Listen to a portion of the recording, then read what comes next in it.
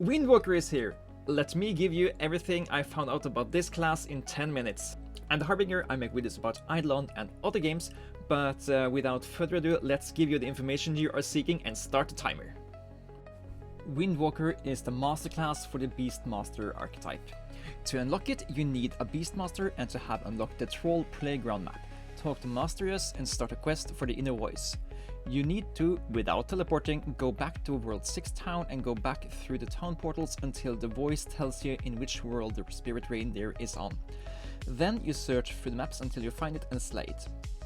I found mine at the Gigafrog map, but other people have found it all over the worlds, so it's a somewhat random spawn. After killing the reindeer, go back to Masterius and get your Master-Class. The biggest improvement to active farming on the Windwalker is the Some Commandments and Spirit Ballista talents. Some Commandments improves the existing respawn mechanics with a roar up 100% of the time, which takes it from being bad to being good. In addition to this, it reduces the cooldown of your map clear ability Whale Wallop and improves the amount of spawn of boars and nachos you get. Spirit Ballista makes the Ballista skill a passive instead of an active, in addition to making it auto-fire each shot, so its active farming is a huge improvement.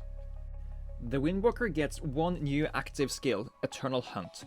This skill gives you a temporary boost to dust gained, which is a resource akin to Deathbringer's bones.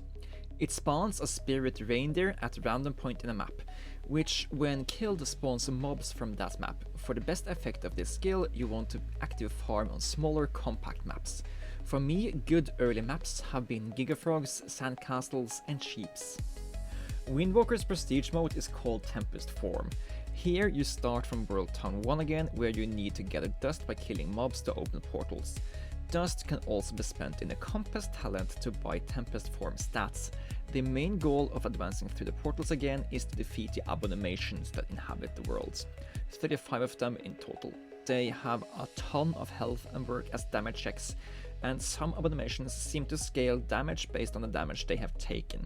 As long as you can survive them, you can do an abomination fight overnight if you so choose to do so. In the Compass, you have 4 main directions to advance in. Here you upgrade the path to access more skills. Fighter path, which gives damage, crit, attack speed and accuracy related stats. Survival path, which gives hit points, defense, movement speed, reach and extra dust. Nomadic path, which gives bonuses to the related skills, sneaking and trapping. In addition, it gives account point bonuses, and notably early upgrades include scaling printer outputs, a new atom to the atom collider and stamp doublers. A final path is the elemental path, which opens up a special Tempest items and upgrade stones that have elemental and other attributes. These elements enhance damage against enemies that are weak against them. Further, there is a 5th path which unlocks new talents every time you defeat an abomination, further incentivizing hunting them down. I suggest trying to strike a good balance between upgrading damage percentage increases and base damage. Pay attention to increases in the side stats and compare costs. Besides damage increases, you also want a good chunk of plus dust percent drop chances, while balancing just enough HP, defense and accuracy to deal with the maps you're currently at. Remember, you can eat food if survivability is lacking. Besides the bonuses from within the Compass talent, the Windborn, the Elemental Mayhem and the Pumping Power talents also gives you stats bonuses to the Tempest form. For active farming, I suggest putting 1 talent point into each skill, then prioritize Some Commandments, Compass, Windborn, Tempest form, Eternal Hunt, Pumping Power and Elemental Mayhem in that order. You do not need to max 1 talent before going over to the next one, and there might be adjustments to what is suggested to do in the future. In case, I am sure they will be pointed out by many of my skilled viewers in the comment section. Also, if you have not already, work on getting all breeding pets up to at least level 5 breedability for the Pumping Power skill. For your AFK account boost skilling talent preset, you want 1 point in all skills, then fill up the bottom row as you see fit. 3 first skills mostly affect sneaking, while the 2 others are multiplicative account-wide boosts based on Tempest progress. shiny medallion talent is borderline useless until you get to the final maps with your Tempest form. Hold off on that for now. While shiny medallion is useless, medallions themselves are not useless. You can start farming them after you reach medallion collection in the elemental path, and you start gaining bonuses per medallion per level of your medallion magnate. When you get to the point where damage upgrades from dust becomes too expensive, farming more medallions can be a good source of extra damage. For Exalted stamps, you want to target high effect stamps that give rare or big bonuses. It might be wise to wait a few days to see where the consensus feels they are best spent, but I think a few ones are hard to go wrong with. These are Crystalline for additional crystal spawns, Golden Apple for more golden food effects, Mason Jar and Matty Bag for a huge increase in carrying capacity. These will help you upgrade all the other stamps even more.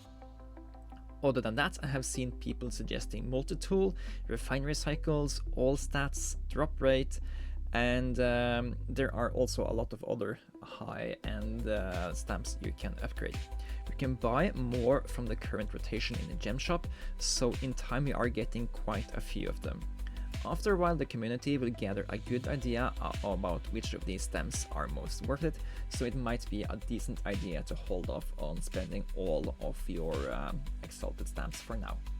Tempest gear have a huge impact on your damage, through weapon power, attack speed, and enemies' elemental weakness. They also have upgrade slots that can only be enchanted with Tempest upgrade stones.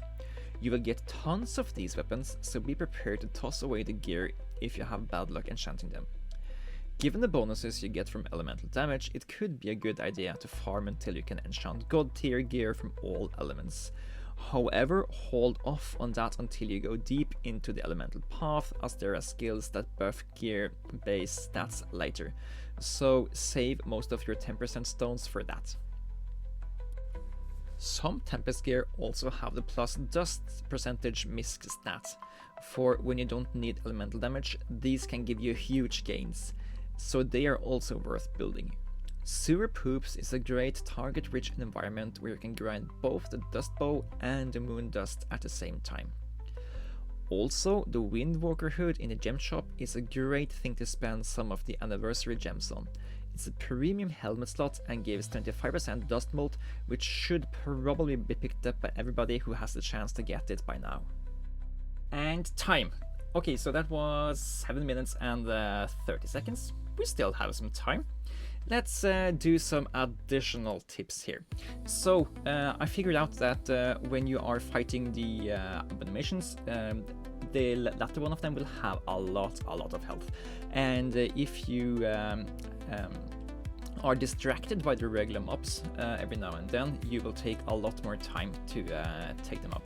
Therefore, I found it okay to take the respawn mechanics of the autocaster when you are fighting these large mobs. And you can reasonably expect to get 13 abominations kills the first 24 hours you are playing, if you are playing too much as I am doing. Another thing is that I think the Windwalker would be a very good fit for the Kilroy matches, and I will do some testing this weekend to see if that is actually the case. I also think the Windwalker would be a decent grinder of mushrooms and golems in the caverns. And that is everything I have about the Windwalker for now. Bear in mind, the patch came out yesterday, so please give me a little bit of slack if I missed something you consider to be crucial. Did I miss anything crucial? Let me know in the comments below what you think should have been in this video that didn't currently make it. And if you have any other suggestions that you want me to research, feel free to let me know in the comments below. I'm the Harbinger. Thank thank you so much for watching this video. What are your thoughts of the Windwalker class? I am enjoying it very much, and there is just something to it that is making me a little bit more excited about progressing in the Windwalker than I am in the Death Knight.